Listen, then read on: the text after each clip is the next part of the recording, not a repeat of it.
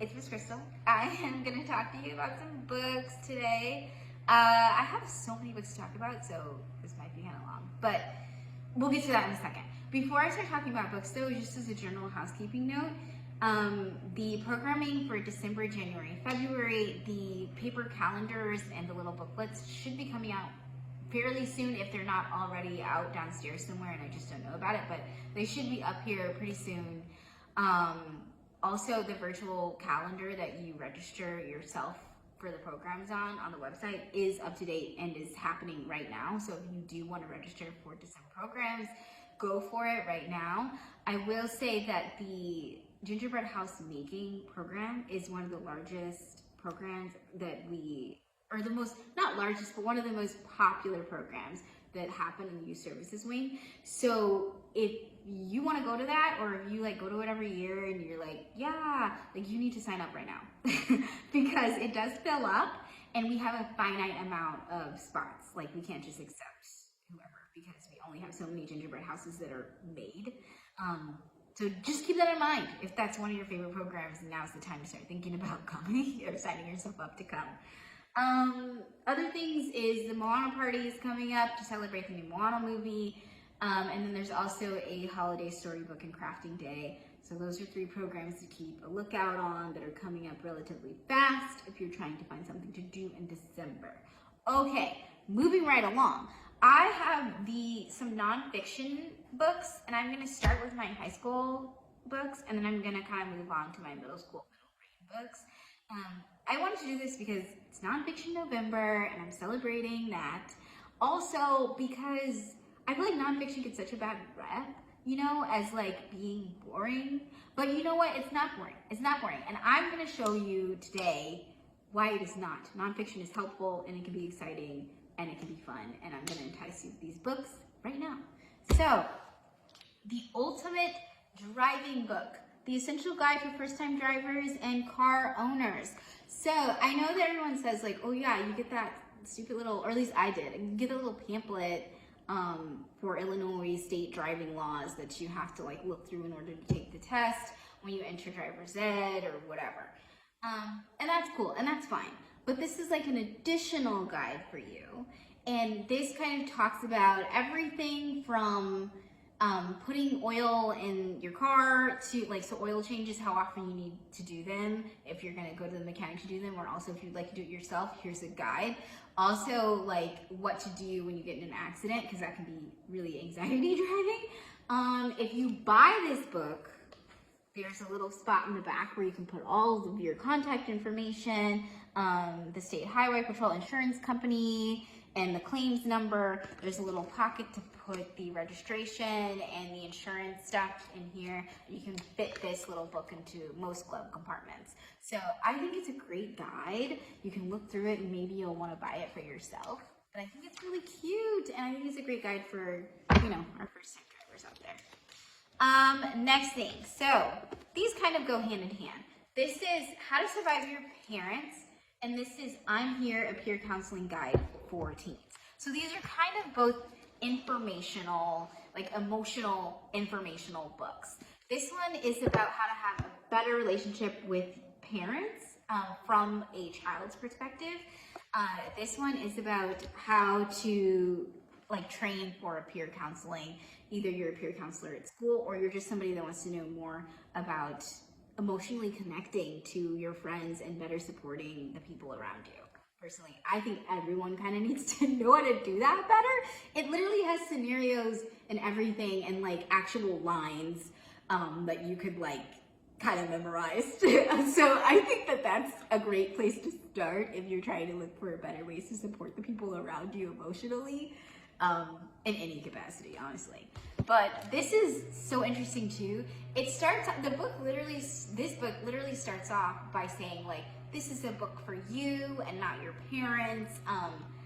And I acknowledge that it is more for teens to look at these different scenarios and see how they could better use what tools they have to better communicate with their parents or parental, like legal guardians or whoever it is that's raising them at the time. But I think it also would be interesting to me if parents or legal guardians would read it, because some of these things you might like see in yourself and then be able to adjust accordingly and kind of be like, oh, like, am I treating them this way?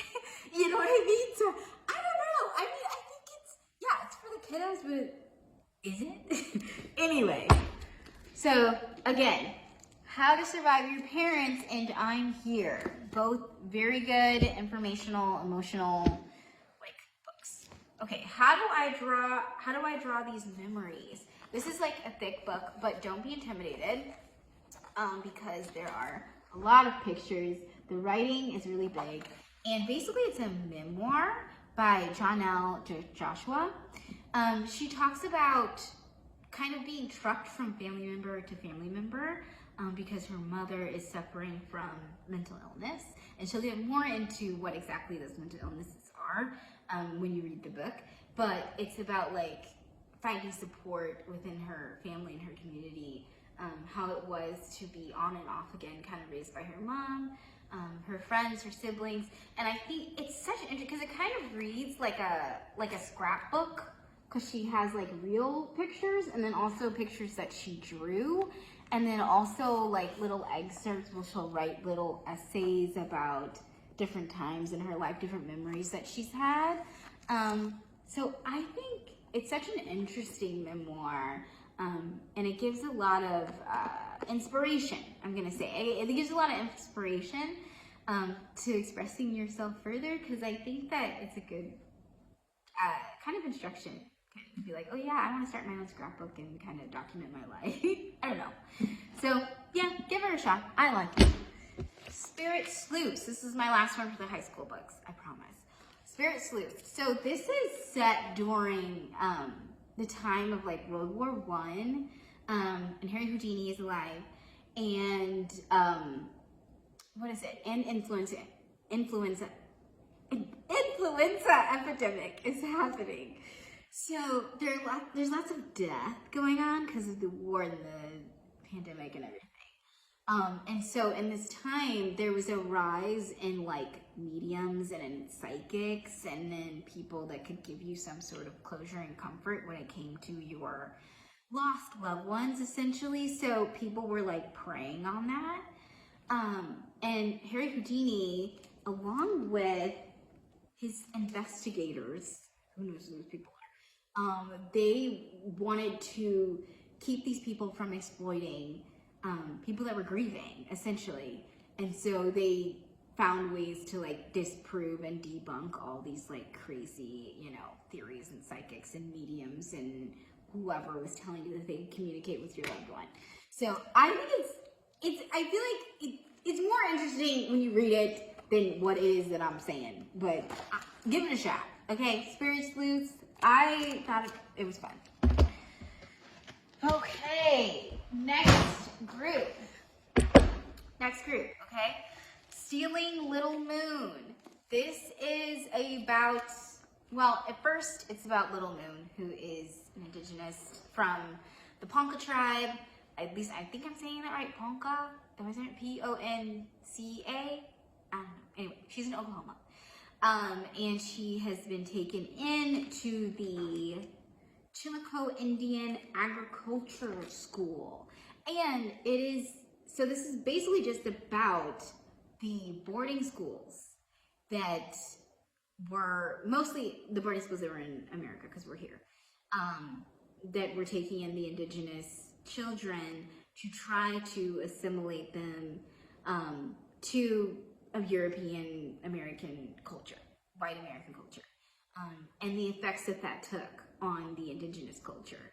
And it was large effects, really. And then also talking about the different types of boarding schools at that time. So this one is capitalizing on Little Moon's story, and then who is the writer of this is Dan Sosue Jones, and his grandmother is Little Moon. So that's who he's writing about. And he's writing about this specific school, but he also has a broader perspective on the other schools at that time, and how there were some that were like taking this very violent approach, and were actively like abusing the children in the schools.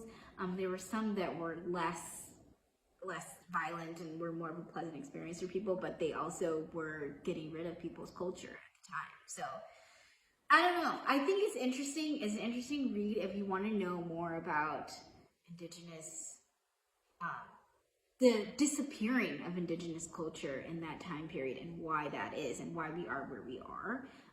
This is a good place to start. Okay. The crop encyclopedia. So I really just wanted to include this one because you've got a whole bunch of like different sort of like fun encyclopedias. We have the 4-H encyclopedia. We have the Taylor Swift Eras Tour encyclopedia. We got a whole bunch of these. They're all kind of the same layout. The crop encyclopedia has like, so see how this is cranberries? So you can look up cranberries and they literally talk about how to grow cranberries, how they harvest cranberries, what they're generally used for and stuff. So yeah, cranberry sauce there. So they do that with a lot of different crops, at least for North American crops. Yeah, and I think it's a good start. They have like little pictures and stuff as you can see, so I would give this series a try and you can look and see if there's any sort of encyclopedia that you'd be interested in. This next one. I know this is random. This is another series that's called Living Wild. This one is about jellyfish. So every Living Wild book is about a specific animal. So very different from the encyclopedia, which is about a bunch of different things. This is about one thing, which is jellyfish. And I personally like that. It's not super long. As you can see, it's pretty thin, but it has a good amount of content in it. And like little facts, and the pictures are always beautiful in these series. So if you're somebody that likes to learn a little bit more, especially about like wildlife and exotic wildlife, then I would go for it. I read like half of it while I was sitting here and I really liked it, so give it a shot. This is more also kind of like the encyclopedia, except for this one is how technology works. This one feels like it's more in depth. You see all these pictures and there's like little arrows pointing and there's a lot of like diagrams of things. And it kind of goes into the technology of pretty much anything you can think of, which I think is so cool, especially for right now. Like if you want to understand how video games actually work, like how does a video game system work, what are the parts, then this is the book for you. If you want to know how an air conditioner works, if you want to know how an oven works, a Xerox machine, if you have any like curious technopaths in your life, this is the book for them. I like it. You can kind of, and I like it too because you don't have to like read in order. You can just kind of flip to a page and be like, oh, that looks cool, and start reading. So yeah. I know this is kind of a long one. I understand if you did not get to the end of this video. If you did, then like, that's awesome. Thank you so much. I think I'm gonna put the titles of everything in like the comment section or something so that people can also just look them up themselves. But that's it. That's all for me. Have a good rest of your day. See you next time. Bye.